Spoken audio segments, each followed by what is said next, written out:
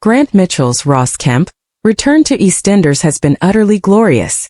Coming back to reunite with his siblings Phil and Sam, Steve McFadden and Kim Metcalf, as his old friend Nigel Bates, Paul Bradley, entered the final days of his battle with early-onset dementia and the resulting pneumonia, Grant made an immediate impact in Walford by helping to ensure that Phil's mental health didn't relapse, while also eyeing a reunion with his son, Mark Fowler Jr. Stephen Aaron Sipple. Mark previously summoned Grant back once it became apparent that Nigel was nearing the end. He's desperate to see his son. They've never had a relationship, and he may see this as the first step towards potentially building one, Ross said on what brought Grant back to his old stomping ground. He's also shocked to hear from him in general and probably feels that, if Mark has reached out after all this time, then whatever is happening must be significant enough, and important enough, for him to come back to Walford immediately. Mark's been in a mess of his own of late, having fallen in deeply with an organized crime gang. His own reappearance in Walford was due to his shadowy boss wanting to track down a mole, with his sister Vicky Fowler, Alice Haig, being threatened should he fail in his mission. Uncle Phil stepped in once it became known that Ravi Gulati, Aaron Thiara, was the mole, and correctly guessing that Mark was hardly a cold-blooded killer, called in a gangland favor to get him off the hook. The only catch? Mark now owed an enormous sum of money. Mark's tried to raise the cash through stolen cars, selling them via Lauren Branning's Jacqueline Jassa car lot, but he's scuppered when she tells him she simply doesn't have room for any more, and later becomes suspicious over the legitimacy of the cars themselves. Grant, meanwhile, has been trying and failing to bond with Mark, while also making time to pursue Linda Carter, Kelly Bright. Despite Mark wanting Grant to stay out of his current predicament, instead turning to Phil, Sam told Grant everything, and when he waded in and confronted Mark's boss, things just got worse. Next week sees Grant announce that he's sold his bar in Portugal, and intends to use the money to help pay off Mark's debt. But his son is adamant that he'll fix the situation alone and rejects the cash injection. Later, though, he receives a warning that payment is due, but before he can turn to his dad, he's kidnapped. As the day of Nigel's funeral rolls around, the Mitchells and Vicky are increasingly worried about Mark's whereabouts, and when Grant receives a phone call demanding full payment, the terror increases. When Mark's boss also overhears Sam's voice, it becomes clear that Grant isn't the only Mitchell he has history with. EastEnders fans are in meltdown after rumors explode across Walford that Grant Mitchell is officially making a permanent return, and this time, it's not just a brief cameo or nostalgic visit. In a dramatic twist that has left both residents and viewers stunned, Grant confirms his full-time comeback with a big announcement that shakes the Mitchell family to its core. The return that Walford didn't see coming. It all begins with whispers in the Queen Vic. A familiar name is being spoken in hushed tones, Grant Mitchell.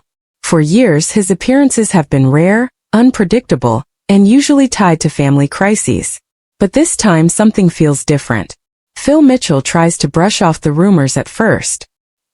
"He's always popping in when things go wrong," he mutters, pouring himself a drink as if it's just another ordinary day in Walford. But even Phil can't ignore the growing tension when Sharon Watts quietly reacts to the news with visible shock.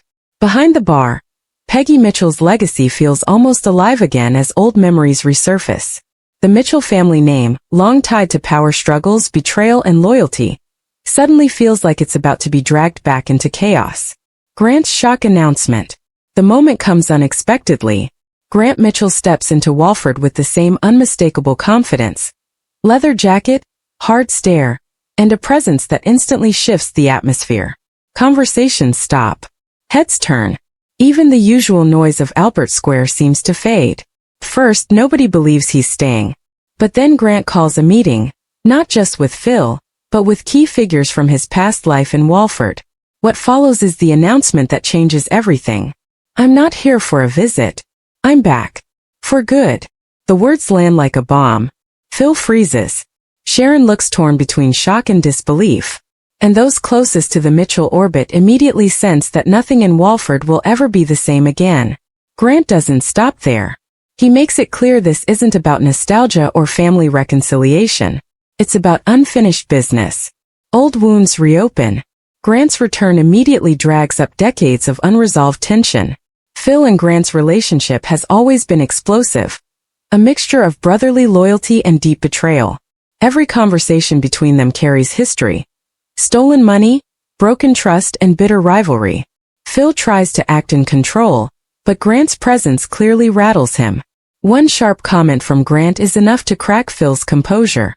"You've been running things like you own this place. I want to see how long that lasts." Sharon, meanwhile, finds herself stuck in the emotional crossfire. Her history with both brothers resurfaces instantly, bringing back memories she thought she had buried long ago. Word spreads fast across Albert Square. Linda Carter is one of the first to sense trouble.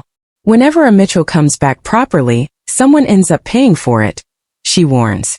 Kat Slater is more direct. "That man doesn't do calm. He does chaos." Even younger residents who have only heard stories about Grant Mitchell quickly realize they are witnessing something significant. His reputation alone is enough to shift the balance of power in Walford. At the Vic, regulars speculate wildly. Is Grant back to help Phil, or take everything from him? The big family divide. Inside the Mitchell family, cracks widen almost immediately. Phil believes Grant's return is a threat to everything he has built. Grant, however, insists he is only reclaiming what he believes is rightfully part of their shared legacy. The disagreement quickly turns personal. "You always needed saving, Phil," Grant snaps during a heated confrontation. "Now I'm not sure I want to be the one doing it anymore." Phil fires back. "You don't belong here anymore. You haven't for years." The tension is electric, years of resentment boiling over in a single moment. And yet beneath it all, there's still something unspoken. The complicated bond of brotherhood neither of them can fully escape. Sharon caught in the middle. Sharon Watts becomes the emotional center of the storm. Her past with Grant resurfaces in quiet, uncomfortable ways. Glances linger too long. Conversations carry hidden meaning. But Sharon is not the same person she once was. Still, Grant's return forces her to confront memories she would rather avoid. Choices, regrets, and consequences that never truly disappeared. Phil notices the shift immediately, and it fuels his paranoia even further. "You always come back and mess everything up," Phil says bitterly. "And she always ends up in the middle." Grant doesn't deny it. That silence says more than words ever could. A new power struggle begins. As days pass, it becomes clear Grant's return isn't temporary. It's strategic. He starts reconnecting with old contacts, observing changes in Walford, and quietly positioning himself within the community. This isn't just family drama. It feels like the beginning of a new power struggle. Business interests, personal grudges, and long-buried secrets begin to surface. Phil tightens his grip on his empire, but Grant's influence spreads in unexpected ways. Even people outside the Mitchell circle begin to take sides. Kat puts it bluntly. "It's like watching a storm build. You just don't know who